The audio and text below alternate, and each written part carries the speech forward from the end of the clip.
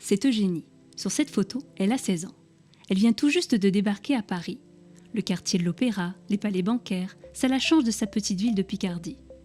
Elle commence comme auxiliaire au service des coupons-titres, un service 100% féminin, vestiaire et salle de repos compris. Son travail minutieux est récompensé et au bout de 3 ans, elle est nommée titulaire. Nous sommes en 1900. Côté vie privée, ça bouge pas mal aussi. Eugénie se marie à 20 ans. Elle a beau travailler dans une banque, c'est monsieur qui aura l'accès au compte. Heureusement, elle peut utiliser son livret d'épargne. Puis, elle a un enfant à 23 ans. Là, plus question pour elle de travailler. Elle se met en disponibilité sans solde. C'est la guerre. Le mari d'Eugénie est mobilisé. Pour elle, comme pour toutes les femmes françaises, tout va être chamboulé. Elle doit participer à l'effort de guerre et retourne travailler à la banque. Là, comme partout en France, on souscrit à l'emprunt national. Elle y participe, même si son salaire a été diminué. Les hommes absents, elle est autorisée à gérer le compte bancaire du foyer. Ça et là, des bureaux de banque sont transformés en hôpitaux de fortune. Elle s'inquiète, pour sa famille si près des champs de bataille, pour son mari sur le front qu'elle retrouve le temps d'une permission au prix d'un congé sans solde. Heureusement que son fils travaille comme petit commis. Même sur le front social, ça s'agite. Il y a des grèves dans le pays. Nous sommes en 1917. À quand l'accalmie ? Enfin la victoire ! Paris est drapé de bleu, blanc, rouge. Mais ses murs sont toujours couverts des bouleversantes affiches d'emprunt de la défense nationale. Qu'en penseraient son mari et son frère, toujours sur le front ? Après la guerre et une nouvelle vague de grève, la vie reprend son cours. Les femmes sont invitées à regagner leur foyer. Pour l'émancipation, l'égalité salariale, la mixité et le droit de vote, il faudra attendre. Eugénie, quant à elle, profite de nouvelles lois et se forme au métier de dactylographe. Elle se sent privilégiée.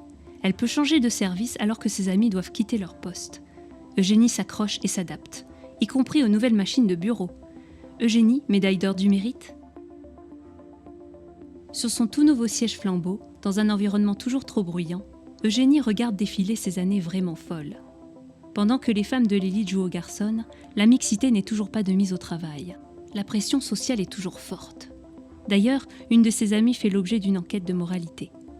Quant à celles qui prennent part aux grèves, renvoyées. Puis, c'est la crise. Eugénie vient de fêter ses 50 ans et elle s'inquiète pour son poste. Ses collègues féminines sont licenciées. Eugénie, qui doit subvenir aux besoins de sa mère malade, réussit à obtenir le maintien de son emploi. Mais elle doit finalement démissionner 1 an plus tard. Nous sommes en 1935. L'association Les Femmes Nouvelles vient d'être créée. Est-ce un heureux présage ?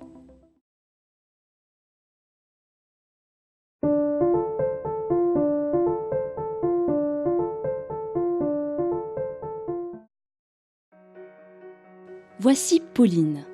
Née en 1918, elle est nantaise et diplômée d'un CAP commis de banque.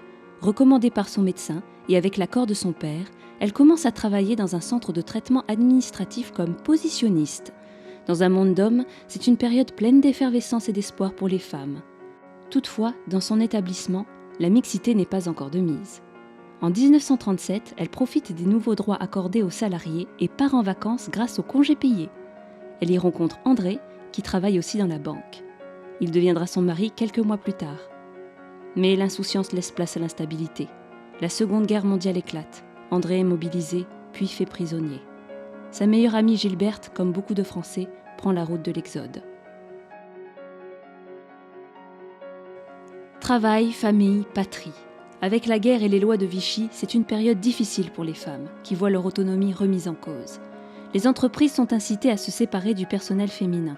Pauline choisit d'être mise en congé sans solde. Elle n'est pas indemnisée. Heureusement, sa banque l'aide, notamment pour qu'elle puisse envoyer des colis à son mari, prisonnier en Allemagne.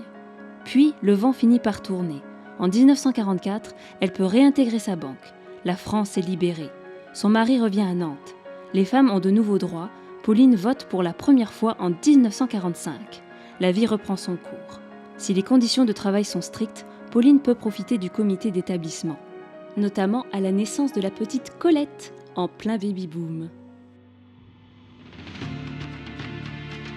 Ah, les 30 glorieuses! Les conditions de vie s'améliorent. Pauline décide de s'orienter pour devenir opératrice de saisie. Elle suit une formation interne et change de service. Grâce à son comité d'entreprise, elle profite d'activités culturelles et artistiques, tandis que sa fille s'amuse en colonie de vacances. En 1954, elle devient propriétaire de sa maison. Pour l'équiper, elle obtient un crédit à la consommation. Le salon des arts ménagers lui donne d'ailleurs des idées d'aménagement. À la même période, l'organisation des banques évolue. Le service comptabilité devient de plus en plus important. Pauline le rejoint en 1955. Les femmes travaillent encore très souvent séparées des hommes, à des postes de mécanographe ou standardiste. Mais quelques-unes parviennent à faire carrière, comme sa chef de bureau, Henriette. Peut-être parce qu'elle est célibataire et sans enfant ? Dans son agence, Pauline voit de plus en plus de publicités destinées aux femmes. Et en 1965, une petite révolution s'opère. Les femmes peuvent enfin ouvrir un compte bancaire en leur nom sans l'autorisation de leur mari. En 1967, à presque 50 ans, Pauline est nommée responsable d'un bureau périodique. Elle savoure le petit vent de contestation féministe qu'il y a dans l'air. Des employés bravent les interdits et viennent travailler en mini-jupe. Scandale! Puis, c'est mai 68. Les grèves et manifestations secouent le pays. Le mouvement de libération des femmes fédère le combat pour l'égalité des sexes et certaines de ses collègues se mobilisent pour plus d'égalité. Les banques recrutent à tour de bras. Le nombre d'employées féminines égale celui des hommes, mais on est encore loin de la parité dans les responsabilités. Pauline quitte finalement la banque en 1974. Que de chemins parcourus, mais que de conquêtes à venir encore.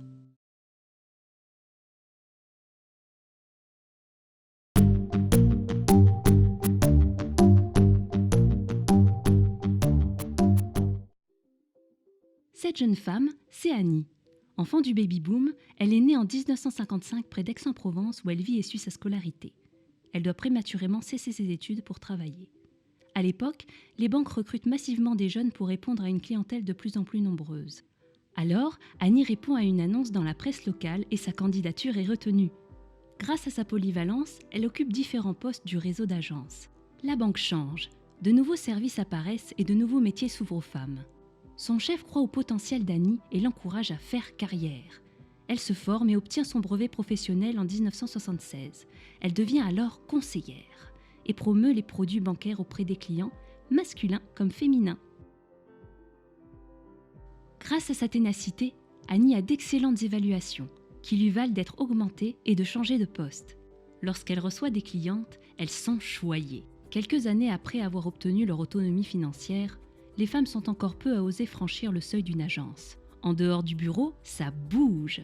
Cette grande sportive va se défouler à la gym avec ses nouvelles collègues. Elle s'accorde des vacances avec son mari, qu'elle a épousé en 1977. À 24 ans, elle a son premier enfant. Après son congé maternité, elle intègre une nouvelle agence. Si les femmes sont très présentes dans les métiers informatiques, les postes de cadre semblent toujours monopolisés par les hommes. Toutefois, certaines employées commencent à percer. La preuve, Annie grimpe les échelons en se formant à des métiers plus techniques. En 1982, elle devient chargée d'affaires et se voit confier un portefeuille de petites et moyennes entreprises. Après la naissance de sa fille Magali en 1983, Annie reprend le travail à temps partiel. Elle profite de son temps libre pour se livrer à sa passion, le sport, grâce aux activités proposées par son établissement. La banque évolue. La bureautique comme la carte bancaire progresse. Et grâce au Minitel, les services de banque à domicile se développent. En 1985, Annie a l'opportunité de devenir directrice par intérim. Elle reprend alors le travail à temps complet, avant d'être nommée directrice d'agence l'année suivante. Alors qu'elle continue de se former, elle encourage ses collègues féminines à également suivre les cursus internes pour obtenir de l'avancement. Elle assiste alors avec plaisir à leur cérémonie de remise de diplôme. En 1989, tandis que l'on célèbre le bicentenaire de la Révolution française, c'est aussi la révolution dans la vie d'Annie. Elle divorce, déménage et change de banque. Après les femmes, les jeunes sont désormais les cibles privilégiées des publicités des banques. Mère moderne, Annie ouvre un compte bancaire à ses 2 enfants. Cette femme de caractère s'enthousiasme du chemin parcouru par les femmes depuis le début de sa carrière, il y a 20 ans. Et ce n'est pas fini. Même si elles font parfois figure d'exception, les femmes commencent à accéder aux postes à responsabilité. En 1995, à 40 ans, Annie devient sous-directrice d'un groupe de 10 agences. Son amie Chantal est devenue responsable d'une direction de marché financier. Dans les agences, on accueille de plus en plus de femmes chefs d'entreprise. Et en 1996, petite victoire personnelle, Annie est nommée secrétaire générale de l'association interbancaire régionale. Mais elle est la seule femme. Le passage à l'an 2000 se fait sans bug. ni pour les banques, ni pour Annie, qui devient responsable de secteur. Elle termine sa carrière en 2013, comme directrice du développement de différents pôles d'activité dans une banque régionale. Que de chemin parcouru pour elle! Ces femmes ont ouvert la voie pour les générations à venir.